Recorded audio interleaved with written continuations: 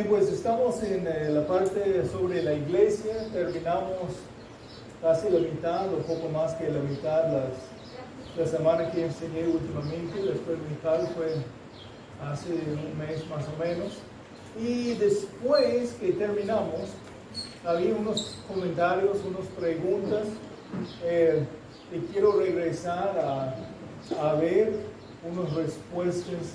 Se recuerde que estábamos platicando de los ancianos, pastores, obispos, tres nombres por el mismo oficio en la iglesia, el varón, y son varones, varón llamado para servir en la enseñanza y pastorear las almas en la iglesia. Hay los requisitos, en varios lugares tenemos mención a ciertos requisitos, pero principalmente en Tito 1 y 1 Timoteo 3. Entonces, si alguien puede leer, por favor, empezando en 1 Timoteo 3, los versículos 1 al 13.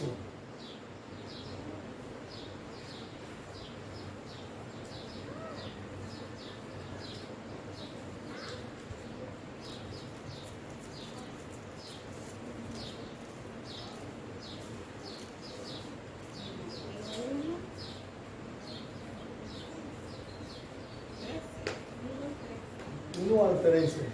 Dice la palabra de Dios, palabra fiel.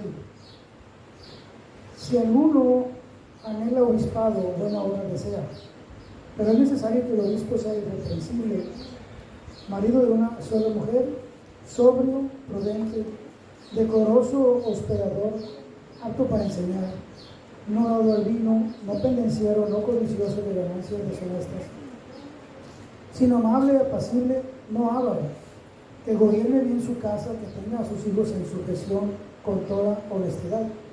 Pues el que no sabe gobernar su propia casa, ¿cómo cuidará de la iglesia de Dios? No un neófito, no sea que envaneciéndose caiga en la condenación del diablo. También es necesario que tenga buen testimonio de los de afuera, para que no caiga en descrédito y el lazo del diablo. Los diáconos asimismo deben ser honestos, sin doblez, no dados mucho vino, no codiciosos de ganancias deshonestas, que guarden el ministerio de la fe con limpia conciencia. Y estos también sean sometidos a prueba primero, y entonces ejerzan el diaconado, si son irreprensibles. Las mujeres asimismo sean honestas, no calumniadoras, sino sobrias, fieles en todo. Los diáconos sean maridos de una sola mujer, y que gobiernen bien a sus hijos y sus casas. Porque los que ejerzan bien el diaconado ganan para sí un grado honroso y mucha confianza en la fe que es en Cristo Jesús. Gracias, hermano. Entonces, aquí empieza, palabra fiel es si alguien aspira el cargo de obispo, traducido obispo en español es supervisor, buena obra desea hacer. Un obispo debe ser, y esos deben ser los requisitos para obispo, para un anciano, para pastor. Tenía la oportunidad, el privilegio de estar en la ordenación del pastor Isaac Robles el domingo pasado, ahí en la ciudad de Obregón. Alguien que aspira, que ha mostrado su aspiración, su deseo a servir como pastor. Pero fue más que un deseo, que un joven que quiere estar atrás del púlpito, quiere que la gente le escuche, que quiere platicar de la Biblia o platicar de Cristo o platicar de teología, pero no necesariamente pastorear almas. ¿Qué pasa a veces? A veces hay personas que desean el oficio, pero realmente no son calificados, no han mostrado que son aprobados, porque no tienen el deseo de servir a la gente. Entonces él, contrario, tiene como 6 años pastoreando este grupo de hermanos que quedaron sin pastor, él predicando, él mostrando la capacidad de ser buen líder, de discipular a otros líderes y cuidar el rebaño. Y pero no tenía otros pastores, no tenía otros ancianos para confirmar su llamado. Entonces algunos de nosotros, Pastor Antonio y yo, tal como algunos más, hemos sido involucrados de afuera apoyando a la iglesia para confirmar el llamado. Y sí, con la ordenación, el domingo pasado ya fue confirmado públicamente como pastor en la iglesia. Pues quedamos platicando de varios de los requisitos, platicamos principalmente cuando terminamos, estábamos platicando del entendimiento que tenemos de esta frase de ser esposo de una sola esposa. Sabemos que literalmente no tiene ojos para otro, que es un varón que está comprometido a su esposa. Y tiene más amplio también el significado ahí, y como hemos enseñado, nuestra posición, entendimiento correcto, creamos de la palabra de Dios, es que este varón no puede ser un varón divorciado y casado de nuevo. Un hombre divorciado no puede servir como pastor. Aún después que yo enseñé, tenía visitas aquí, y una de las preguntas directamente fue, entonces alguien que es divorciado, casado de nuevo, no puede ser pastor. ¿Por qué? Y tenía un familiar que es en la posición de pastor en alguna iglesia, parece carismática en otro lugar, que es descalificado de este entendimiento. Y sí platicamos y expliqué la posición que tenemos y por qué. Y fue una buena conversación para ver por qué es importante dedicarnos a la enseñanza bíblica y en nuestro entendimiento de la enseñanza en la práctica de la iglesia. Pero después, platicando con algunos, había otra pregunta que no fue mencionado entre la escuela militar, y quiero cubrir antes que avanzar. Si recuerdan, platicamos de no es un requisito que el pastor tiene que ser casado. Platicamos de la misma manera que hay un requisito mencionado sobre los hijos del pastor, mencionando que si tiene hijos, pues los hijos tienen que someter a su liderazgo, su dirección en la familia. Y mencionamos que no es un requisito que el pastor tiene hijos, porque uno puede tomar este pasaje y dice, pues menciona hijos y es plural, entonces el pastor tiene que tener por lo menos 2 hijos antes que puede ser pastor. Y no, la idea es, si tiene hijos, está dirigiendo su familia de esta manera. Y mencionamos que tampoco podemos tomar que tiene que tener esposa, aunque son pocos varones que realmente van a ser buenos en el ministerio pastoral solos, de manejar el ministerio y las relaciones siendo soltero todavía puede ser muy difícil por la mayoría de varones. Tiene que ser alguien muy maduro y ciertas capacidades. Entonces, pero la pregunta que vino después es, pero ¿qué pasa con un viudo?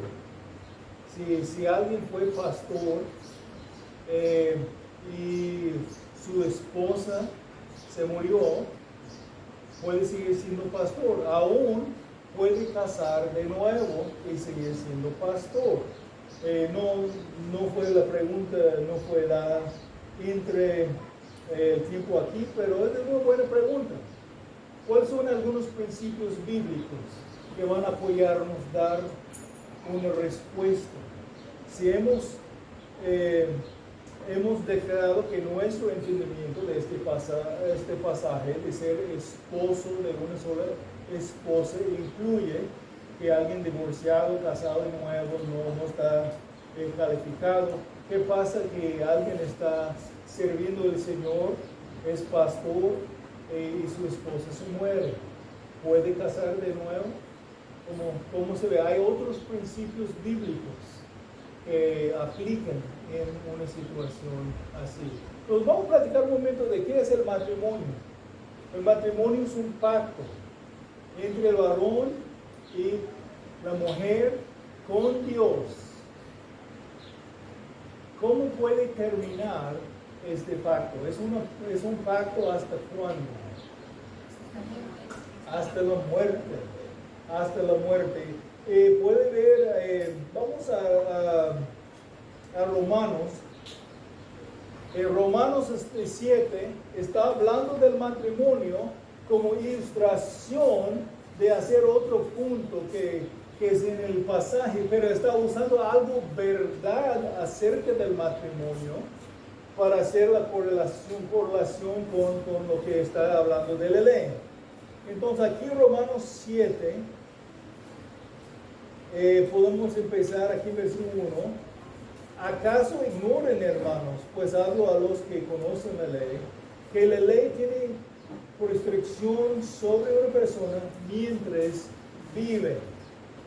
Él empieza a hablar de algo que es una verdad, una enseñanza, una doctrina bíblica, pues la mujer casada está ligada por la ley a su marido mientras él vive. Pero si su marido muere, queda libre de la ley en cuanto al marido. Así que mientras vive su marido, será llamado adúltera si ella se une a otro hombre. Pero si su marido muere, está libre de la ley, de modo que no es adúltera, aunque se une a otro hombre. ¿Qué es el punto aquí? Este pacto está en efecto hasta la muerte. Entonces, regresando al punto que el pasaje que estamos platicando de los pastores, un varón casado en el Señor y su esposa muere, puede casar en el Señor, otra vez aún usando la frase en el Señor de Corintios, 1 Corintios 7. Entonces, estamos platicando de alguien que tiene un matrimonio legítimo en los ojos de Dios, un matrimonio que terminó con la muerte de su esposa. Entonces, él tiene todo derecho, bajo la ley de Dios, casar de nuevo en el Señor con otro cristiano, y puede seguir sirviendo como pastor. Entonces, no termina su ministerio en este caso. Yo creo que no es una cuestión muy levantado, pues es un poco más obvio, pero he escuchado en otras ocasiones de personas que tenían esta duda acerca de cómo se aplica la diferencia entre el divorcio y la muerte. ¿Hay una pregunta o duda, comentario ahí? Quería empezar ahí porque es donde terminamos y fue una buena pregunta. A veces las buenas preguntas, alguien tiene poco timidez de preguntar y ya después vienen y preguntan, ¿no? Pero, hermano. No, nada más, por ejemplo, cuando alguien que no era cristiano y pues se casó y se divorció no siendo cristiano, viene el Señor y en ese caso, ¿cómo se aplica? Ok, muy bien. El pasaje no está hablando de su relación con Cristo en el matrimonio. Tomamos nosotros este pasaje hablando de lo general. Si fue divorciado y casado de nuevo, no puede servir como pastor. Si era cristiano o no era cristiano. Pero perdonado, obviamente, en Cristo nuestros pecados son perdonados. Aún un cristiano o no cristiano que divorcie y case de nuevo puede servir al Señor, sus pecados pueden ser perdonados. No tenemos cristianos de segunda clase porque son divorciados, y tenemos un hermano o una hermana en nuestra iglesia divorciado, divorciada, aún casado de nuevo. Solamente hay dos posiciones, dos oficios en que este varón no va a servir. No va a ser pastor, no va a ser diácono, pero puede servir en otras cosas. Entonces, y sí, su posición ante el Señor puede ser recto en este sentido. Pero si hay una restricción y entendemos como una restricción, podemos decir algo. ¿Por qué? Porque alguien puede ser honesto, puede matar a alguien y ser perdonado y ser pastor. Y no hay una restricción porque el divorciado es diferente. Podemos decir que posiblemente por la conexión que tiene la ilustración de Cristo y la iglesia en Efesios, y tanto el matrimonio está allí, podemos decir que por el efecto que puede traer el testimonio, hay diferentes cosas, pero simplemente porque si Dios dice así y entendemos que Dios está diciendo así, vamos a obedecer lo que dice. Y sabemos que hay pastores que toman otras posiciones, otros entendimientos acerca de este pasaje, pero esto es lo que creamos es lo correcto de entender. Pero sí, entonces se explica si fue antes o después que fue creyente. Muy bien, ¿hay otra pregunta o comentario sobre esta parte del liderazgo?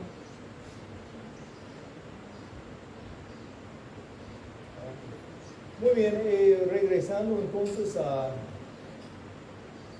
donde quedamos.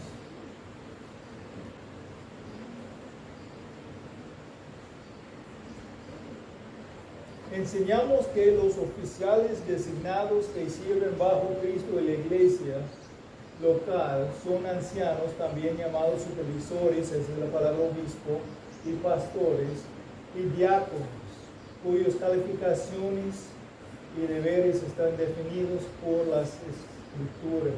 Enseñamos que cada iglesia local es libre de gobernarse a sí mismo sin ninguna autoridad externa, control o interferencia de ningún individuo u organización. Y platicamos un poco de la diferencia que lo que creamos en la autonomía de la iglesia local y algunas denominaciones de iglesias donde tienen una estructura, donde tiene oficiales afuera de la iglesia local sobre más que una iglesia local. ¿Cuáles son algunas distinciones entre el rol del pastor y el rol del diácono? Es un poco repaso para que ver si estamos despiertos y participando. Platicamos de los requisitos, son casi lo mismo. ¿Cuál es la diferencia en los requisitos?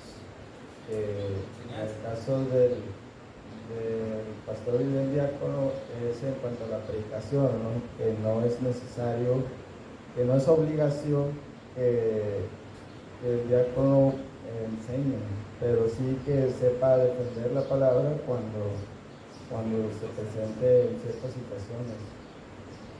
Okay. Entonces hay requisitos mencionados ahí, que defender la sana doctrina y apto para enseñar. Y en la lista de requisitos para el diácono no está mencionado que tiene que ser apto para enseñar, aunque podemos ver que los primeros siervos que son casi tomados como diáconos, pero apoyaron los apóstoles en Hechos 6, Felipe, Esteban, algunos que también fueron predicadores que enseñaron, y podemos tener diáconos que también tienen capacidades para enseñar, pero no es un requisito. Recuerda, la lista es una lista de características o de marcas del testimonio que Dios quiere por todos nosotros como varones de Dios. No son estándares más altos por los que van a servir en estos dos oficios de la iglesia. Ese es el deseo de Dios, esa es la santidad en la vida personal. Pero son requisitos para los que van a servir. Entonces, hay una diferencia en el requisito, en el servicio, en la práctica, en la estructura del gobierno entre la iglesia. ¿Son iguales? Hacen como el equipo cuando reunimos como líderes. Tenemos una reunión de líderes, a un día de hoy tenemos una reunión de líderes programado, pastores con los diáconos. Pero ¿cómo es la autoridad en la iglesia? ¿Cómo es la estructura? Hay diferentes cosas que cada quien tiene en la práctica, hablando de la práctica.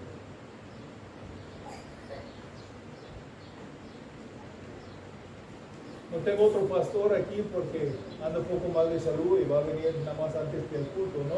Tenemos por lo menos 2 de los 3 diáconos, entonces un diácono ya contestó algo puede contestar otra cosa para apoyar apoyar a nuestra congregación, saber cuáles algunas de las diferencias entre tu rol como diácono y mi rol como uno de los pastores.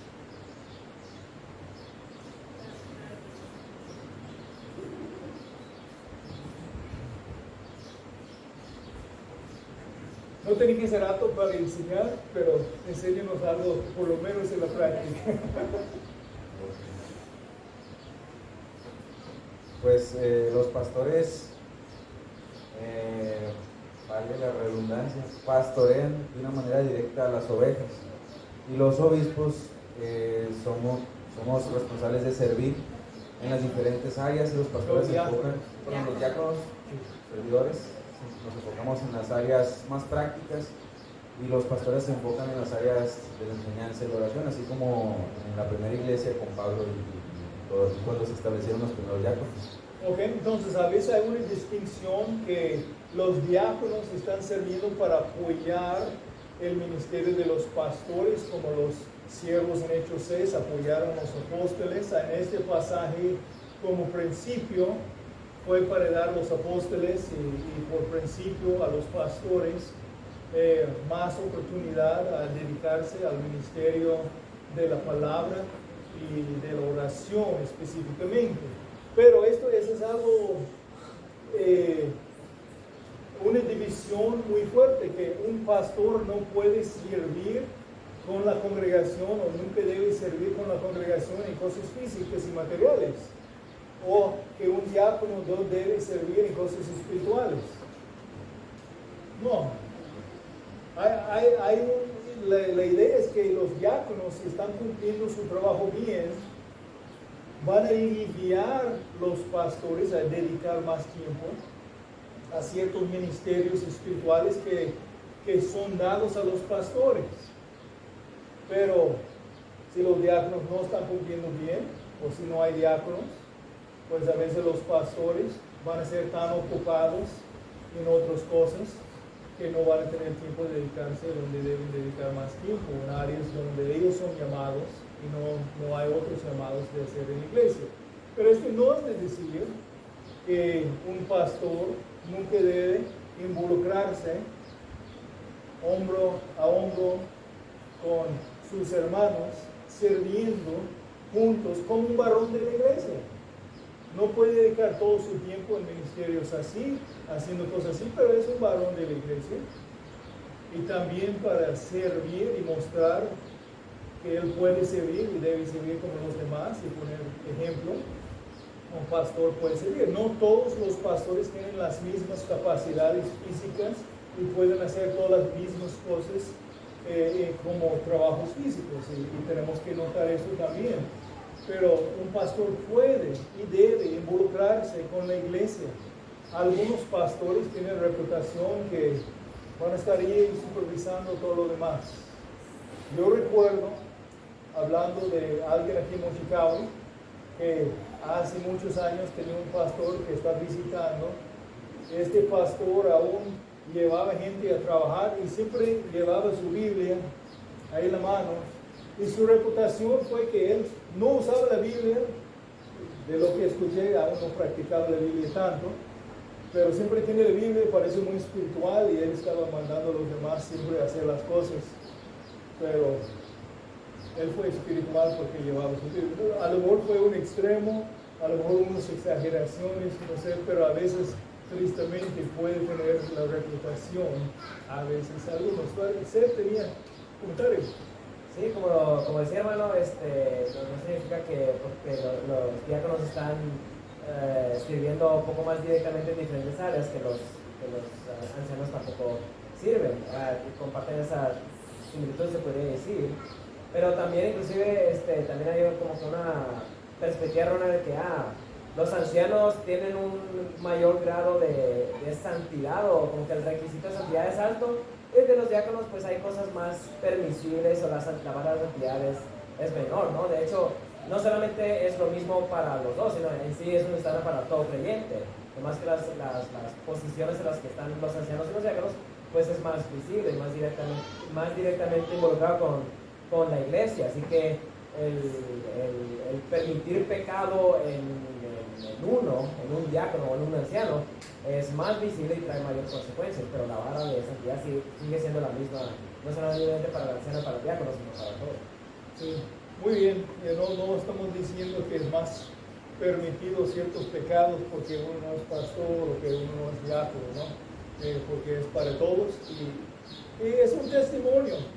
Si vamos a tener a alguien nombrado como líder en la iglesia, debe ser ejemplar por los demás. Debe poner ejemplo para los demás. Lo mismo que los que son maestros o maestras ante los niños.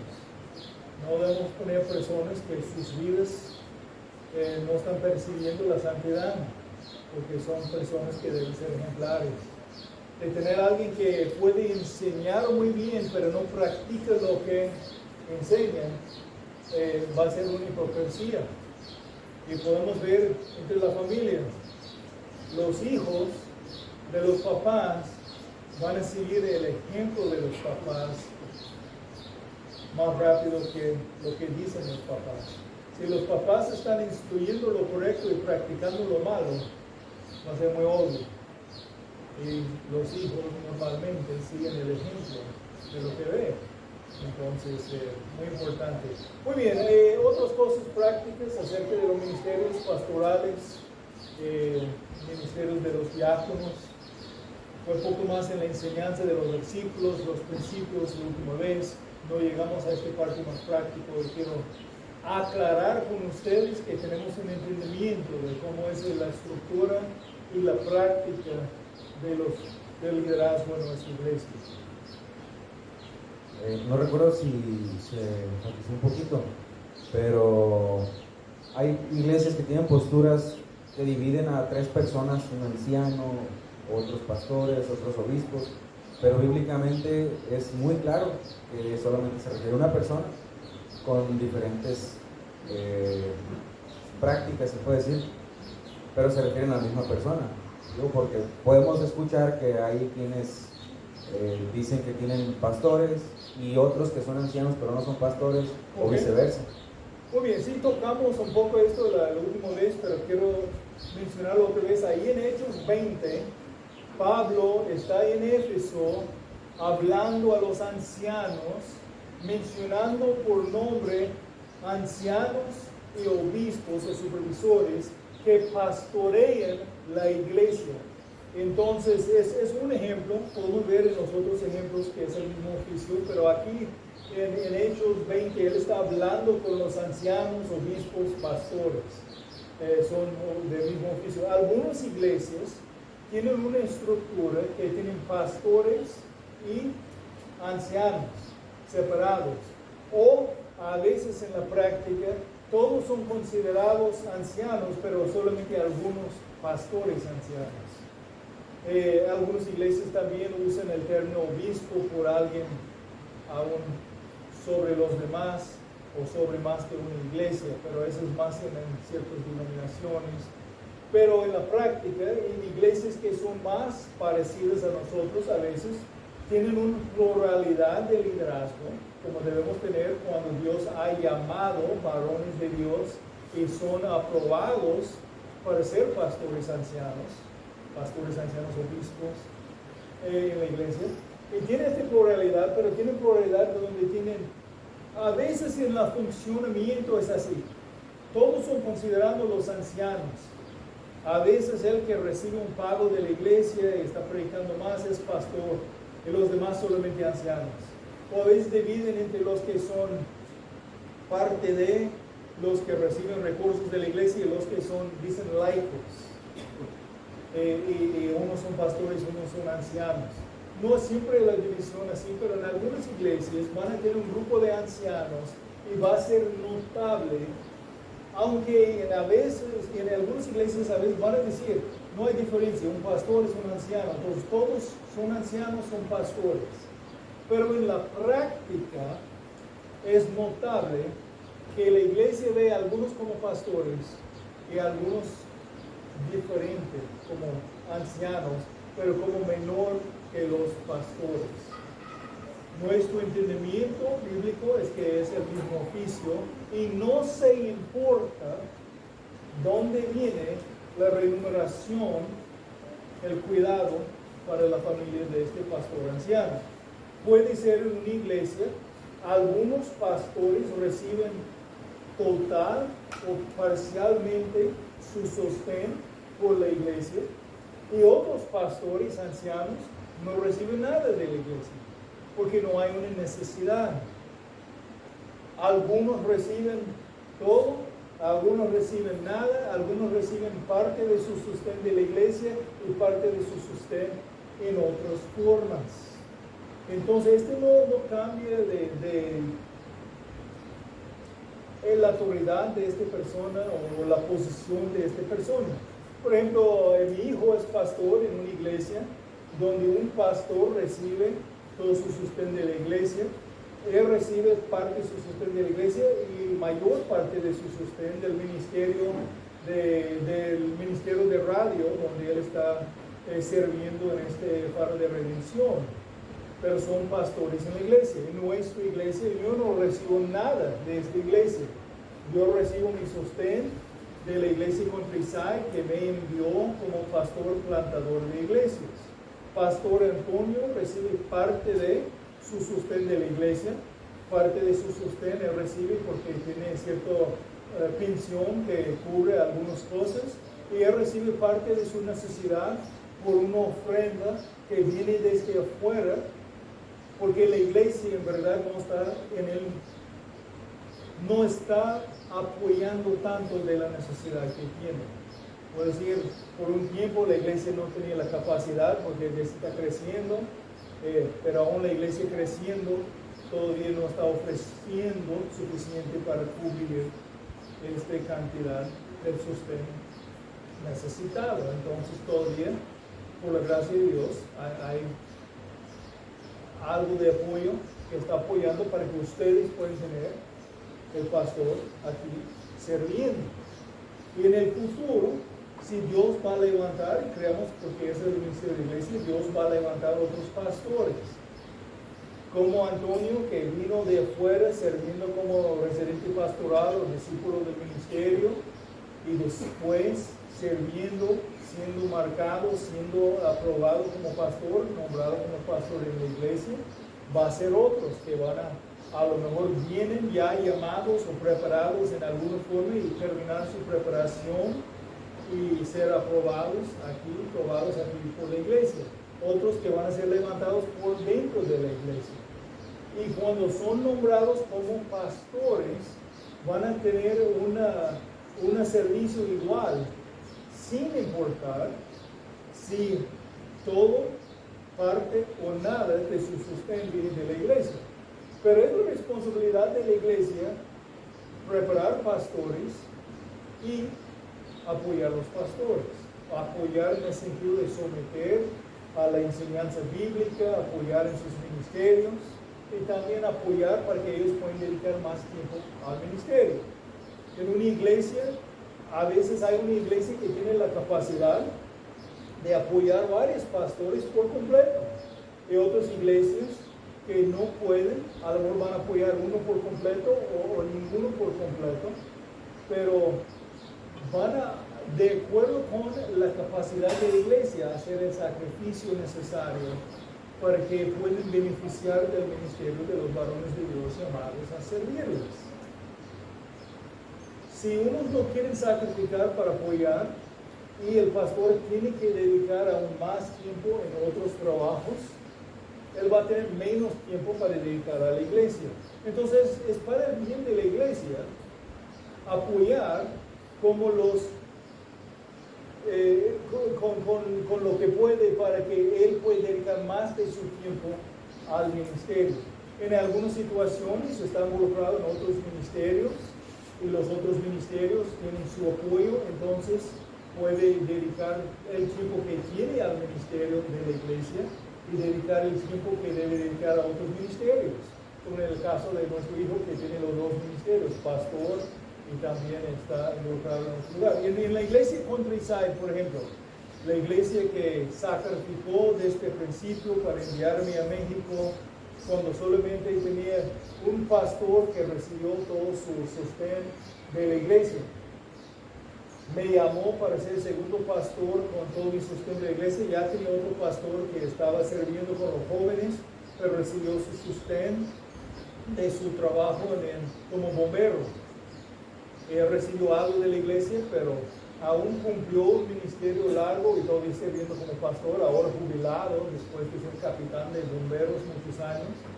Pero él hizo este trabajo de fuera para que la iglesia pudiera sacrificar más en otras áreas y él tenía la oportunidad de hacerlo.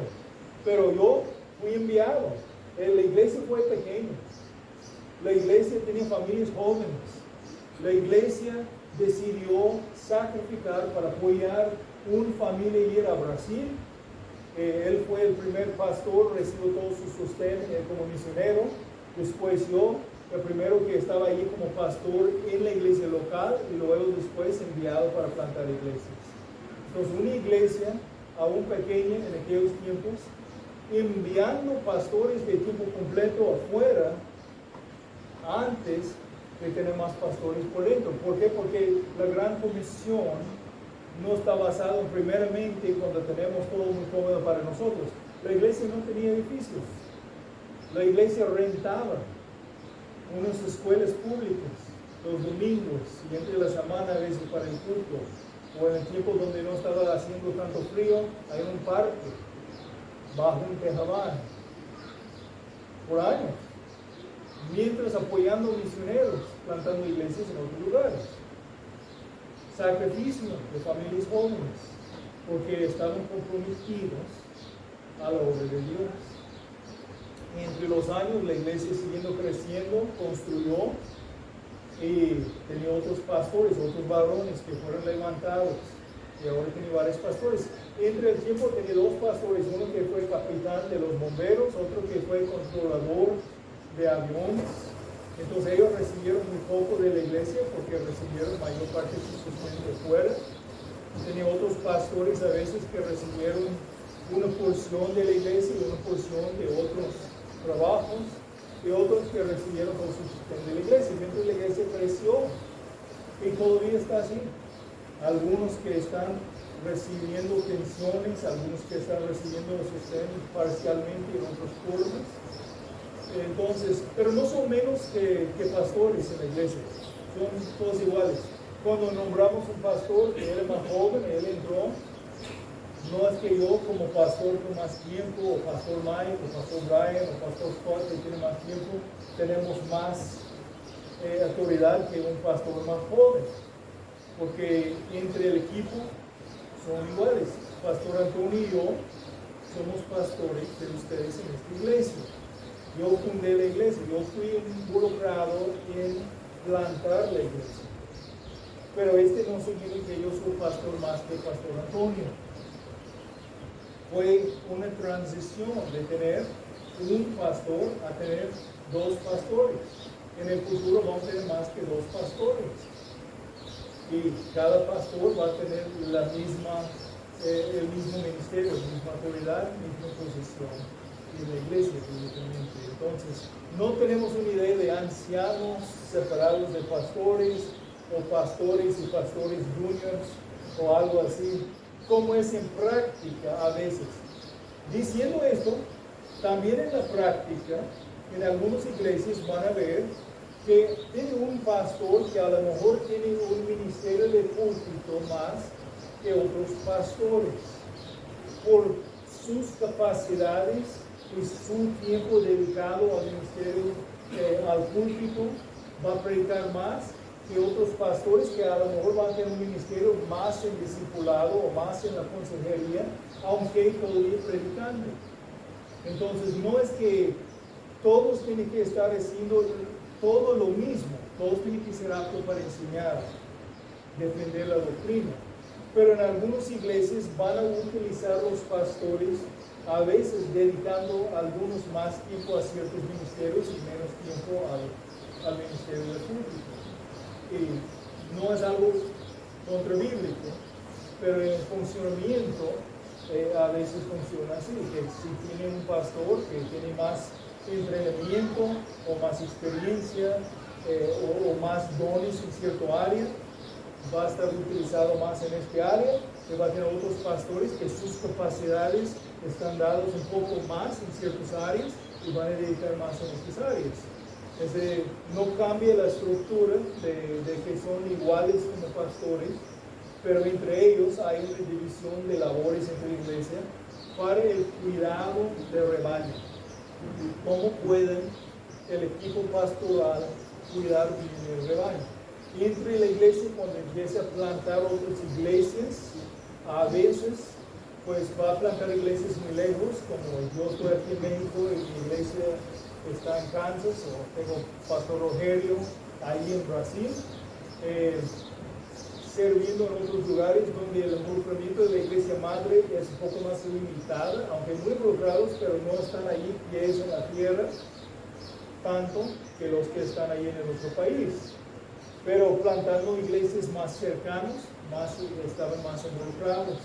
Y es importante que tienen una capacidad pastoral para cuidar bien ambos o más que ambos obras. Se van a empezar otras iglesias entre la región, para que haya una división entre los labores, para que no está, como ha pasado en algunos lugares, quieren plantar una iglesia o quieren empezar una escuela cristiana o algún ministerio que puede ser bueno, pero el ministerio nuevo ocupa tanto energía, tanto trabajo, que todo está ahí y la iglesia principal, la primera, empieza a sufrir. Tenemos una frase que usamos, es como la cola que mueve el perro. Porque esta cosa que está empezando empieza a agarrar toda la fuerza, toda la atención, todo el dinero, todo el tiempo, y sufre lo principal.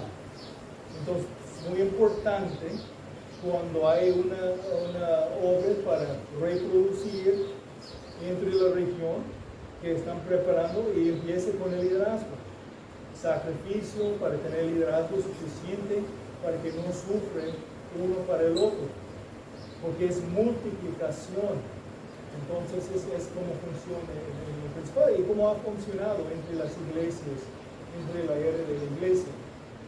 Muy bien, otro pregunta o comentario sobre el liderazgo antes que entramos a otra parte de sobre la iglesia.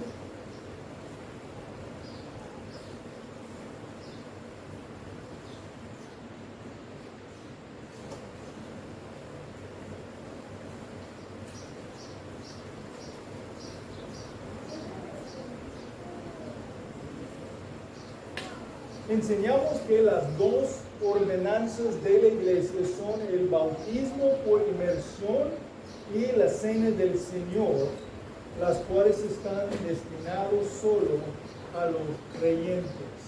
Ya platicamos un poco en el principio de esta porción de la doctrina sobre la iglesia, sobre el bautismo y la diferencia entre el bautismo por inmersión y una membresía de personas que son bautizados después de ser creyentes, y las denominaciones y creencias que son distintas sobre los que a veces rocian agua sobre la cabeza de un bebé y toma como un bautismo, no en el sentido católico romano, pero en el sentido de algunas iglesias reformadas, y que esta persona es considerada como miembro de la iglesia, aunque no considerado como aunque todavía esperando una profesión de fe personal que puede venir o no venir después en su vida.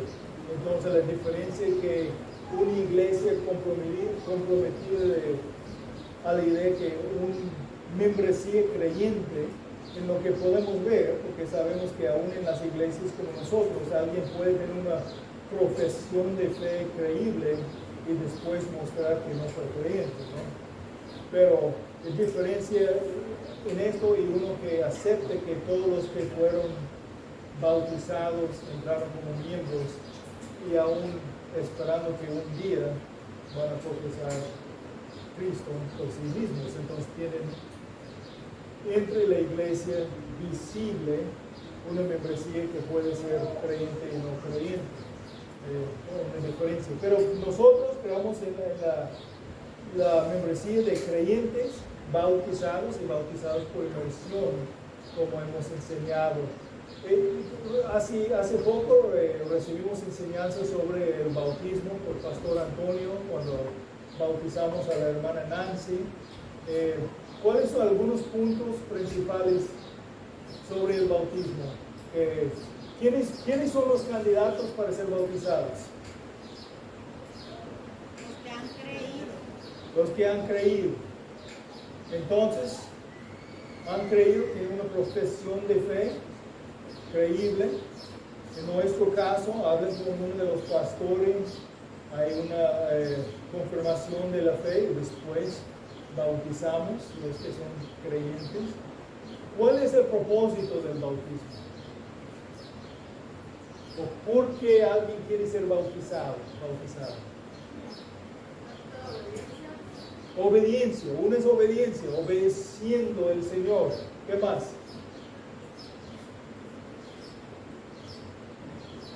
Para testimonio de los demás de que es seguidora de Cristo. ¿Ok? Identificarse con Cristo como testimonio de los demás. Está diciendo, es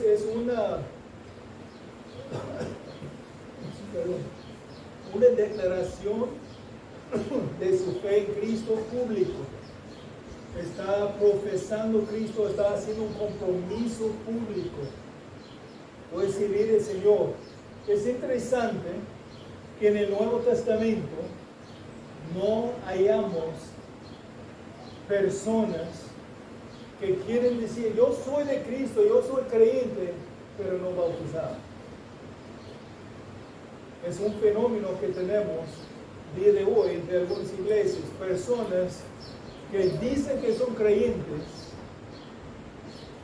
pero no quieren identificarse en público con Cristo por el bautismo. ¿Por qué? Porque el bautismo es la profesión de fe. Eso en la iglesia primitiva profesaron su fe por el bautismo.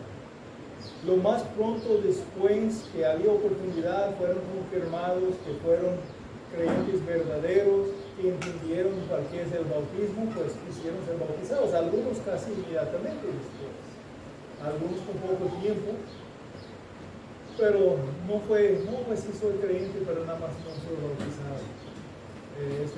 Fue algo no escuchamos.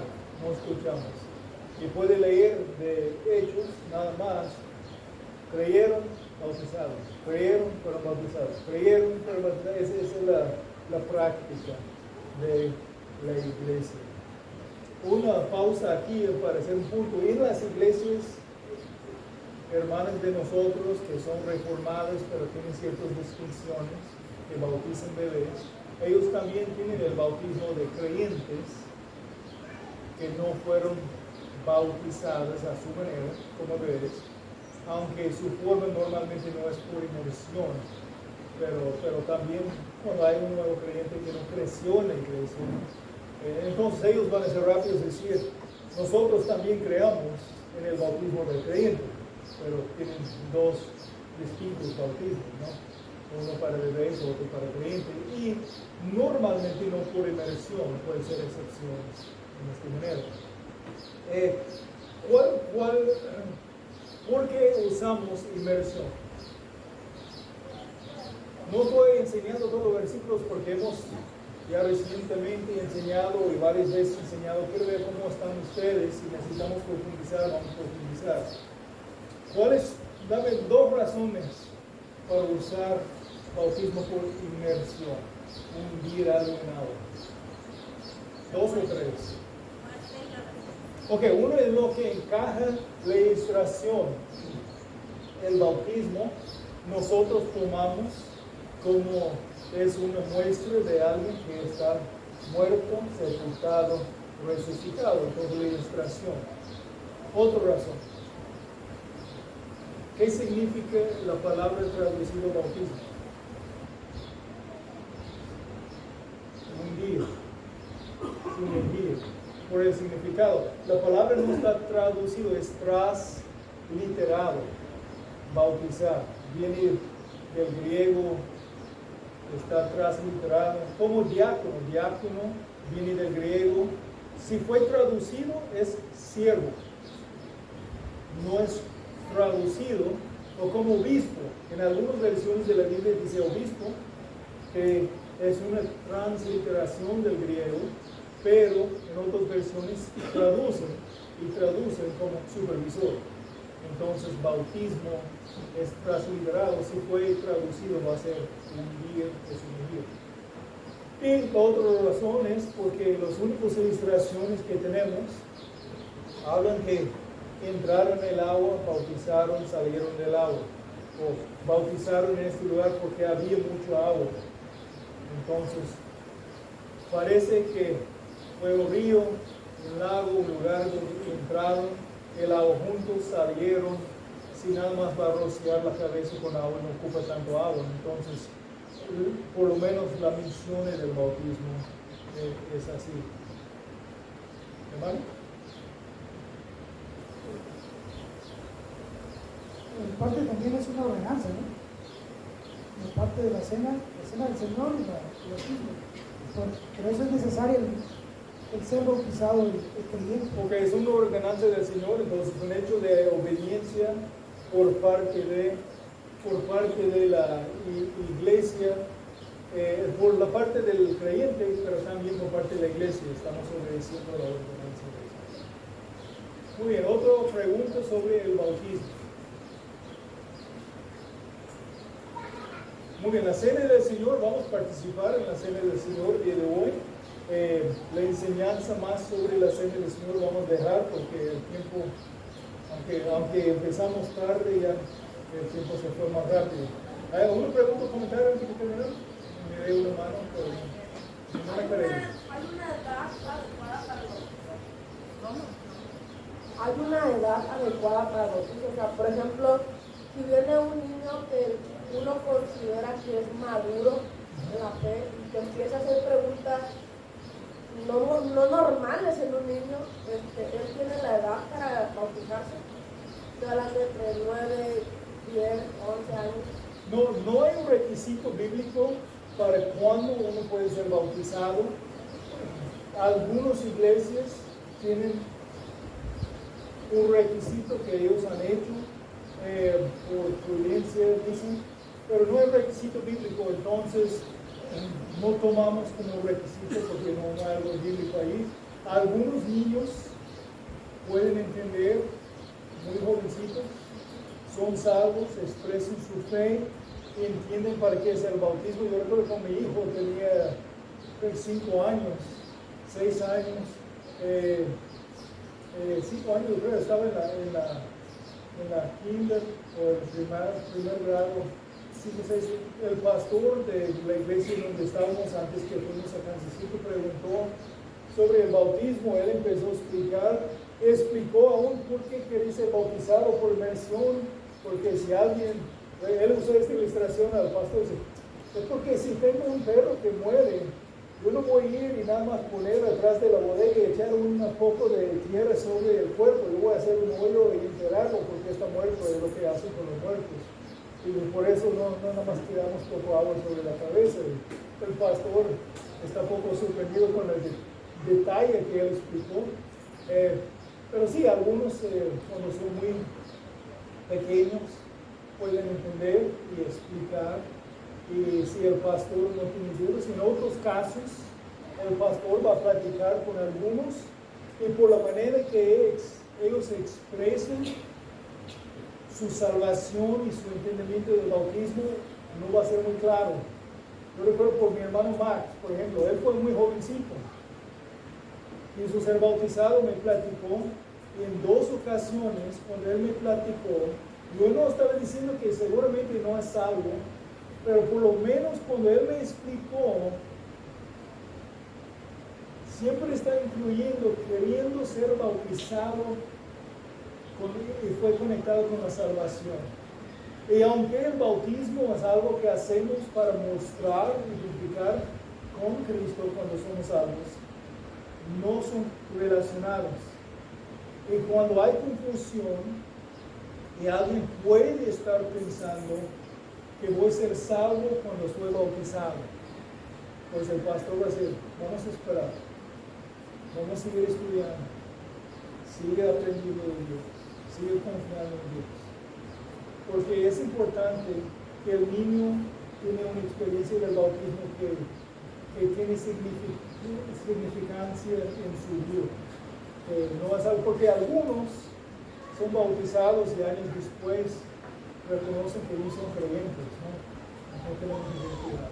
Muy buena pregunta. Bueno, vamos a terminar y aprovechar este tiempo para descanso, visitar el budismo y empezar a las 10:30 para el culto. Continuaremos hablando del otro lado de las ordenanzas en la próxima que yo enseño a los comunitarios.